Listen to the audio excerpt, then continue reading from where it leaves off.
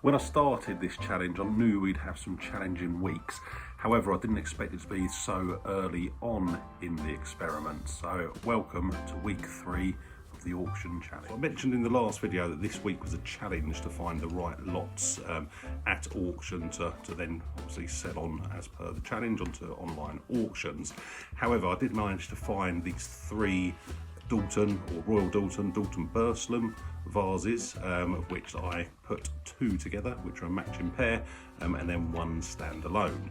At auction, these cost me £20.85, and as we know, we're in a nice amount of profit from week 2. The week hasn't gone particularly well though. Neither of them really gained any traction. However, we have found that one has sold. So on the 7-day auctions, the single Dalton Burslem vase only actually got 3 views, no watchers and no bids, so somewhat disappointing. However, the pair did do slightly better. They peaked at about 11 views.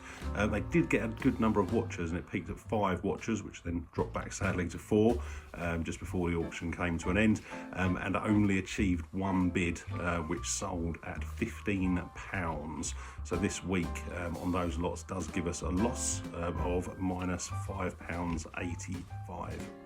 Now, obviously, I still do have the single which could sell at some point, so I've put that online. We'll add that to the total if and when that does sell.